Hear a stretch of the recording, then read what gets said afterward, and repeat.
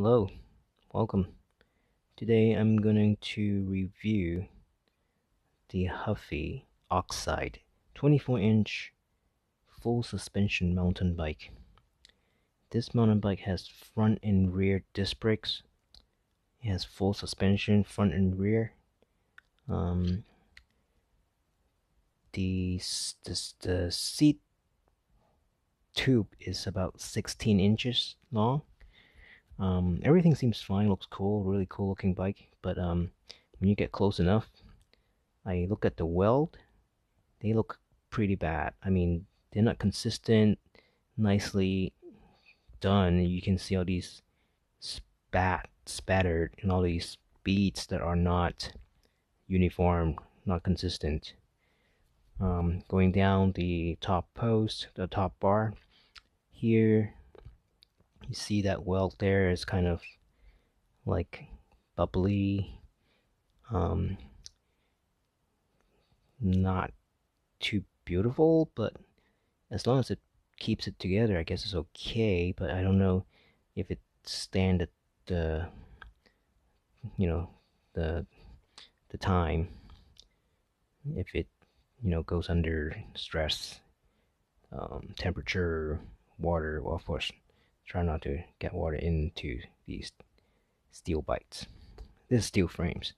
So I realized that the rear wheel is kind of not centered in the center of the frame, of the seat stay, and then now I switch around, so hopefully you can see it better. I try to leave it on my concrete gaps and line it up straight, and I try to film it with the kickstand on, so it's not really vertical to the ground, but you can still see the overall tilt versus the wheel tilt and the seat. So you can, obviously the seat is kind of off the side to the right, but in actually, right, in reality, when you look closer, the wheel is also off to the left and tilted to the left. Yeah, so I'm trying to get a view here from the top. You can see the seat stay here. It's a little difficult to see it through my wide angle lens, but yeah, let's take a look at the derailleur. This is Shimano. I don't know what model it is. It has SIS printed on it, engraved on it. Just maybe some plastic parts and steel, metal parts, basic stuff. It works fine.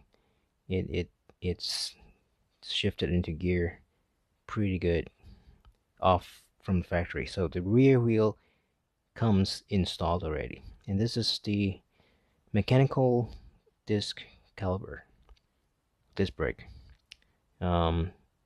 It didn't came with perfect adjustment, so I have to adjust it manually. Took quite a while, and it's not fun, but it's not too difficult to figure out how to do it. And now let's take a look again at the front top bar weld. Maybe it's too shiny against too much reflection from the sun, so but just going through the whole frame and just showing how it's looked like. The weld is really not that pretty, but the parts itself, the parts seems, each of them is pretty cool. Like the suspension is made by this AY company. The derailleur is looking good. The brake, the rotors looks good. And here's the front.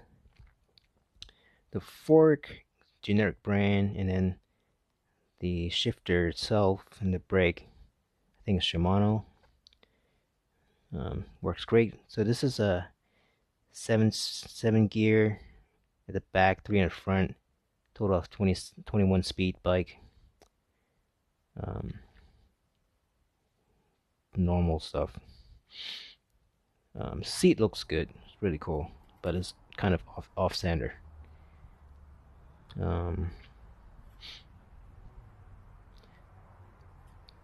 Yeah, initially when I just take the front fork out of the box, is one side is forward, one side, the left side is at the back. So when I put the wheels on, they're not like perpendicular.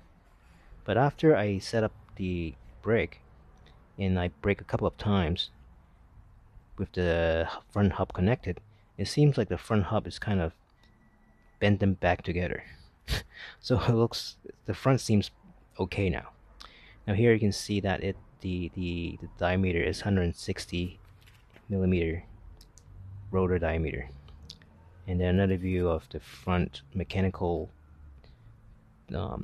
disc brake. It's only one-sided, not two-side clamping. It's just basic stuff. Again, front view. Just trying to check if it looks straight. I mean, the bike looks, the design is really cool, but the alignment itself, the weld, it's not very true. Anyway, here you got that derailleur guard bracket, just so that for kids who or just adults, or if the bike just fell the other way, it won't scratch or hurt or mess up the derailleur settings, which is fine. And here is the front shift. Seat post has a quick release, and here is the front fork and the tire. The whole wheel is 24-inch in diameter. The frame itself seems to be very narrow, almost like a speed bike. But these are kind of like a hybrid bike, so I don't think this is really called a mountain bike because of the wheels. It deflects a lot when I try to turn and brake. Here I moved the bike into a shaded area, so maybe I got a bit of lighting to take a look in the front. And yeah, and totally you can see now that the weld is like looking pretty bad, and you see that dots, those are rusted. Some holes there is rusted, but you know, the handlebar, the stamp, and the bracket, these are all pretty good parts. It's a spring front fork, so it's very spongy and just good enough for for normal flat surfaces. This is not a hardcore bike, so you know, we all know Walmart sell cheap bikes. Cheap in price, but it shouldn't mean cheap in quality. But unfortunately, I think this one, they have someone who don't know much about welding. I mean, I could probably do a better job myself. Sorry, but it seems like they're in a hurry. They're trying to push a lot of products out. This guy was out of stock when I found it on Walmart, and then one day it's there, it's available. So I click it right away, and after I bought it, I put my order in. A few days later, it's out of stock. It's right now low cost bike are very hard to find, with full suspension and front and rear disc brake. However, my disappointment is the alignment itself. The welding of the rear is totally off. So I took the rear wheel off, and then I went to my friend's place, and he took a look also, and he pointed that the chainstay So right now, right a little bit below the chainstay right there, that connection, that right side is a little higher right there. This chainstay on the right is higher than the left, which makes sense because now it makes the wheel tilted to the left because the right is higher. So that's worse than just having the wheel not centered, because I can fix that by shifting it, by adding a rotor spacer and a washer on the axle and shift it to the right to make it more center. But because the chainstay is not level, so one side is lopsided. And I can attest to that because when I look at the tire wear, new tire has these little like hair rubber that sticks out. Those wore more on the left side. Yeah, so now I'm trying to capture it again from the rear.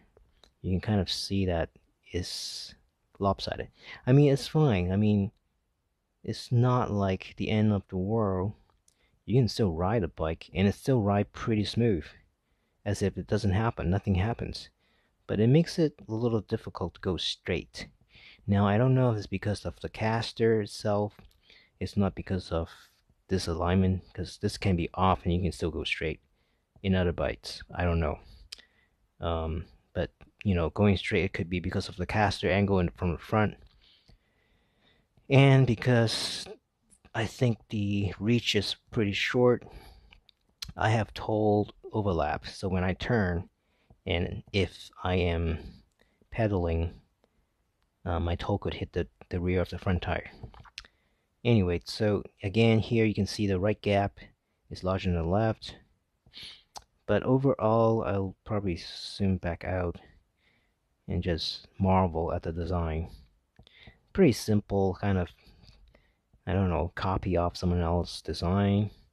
But the execution, I mean, it looks good. The paint is really awesome. Like gradient blue from dark to light in the front with the black, black and blue theme with a dark black rims. Looks pretty cool. Very, very awesome. Very good on paper. Full suspension, front and rear disc brake. Um, and here's the scratch, pre-scratched. Came off the box.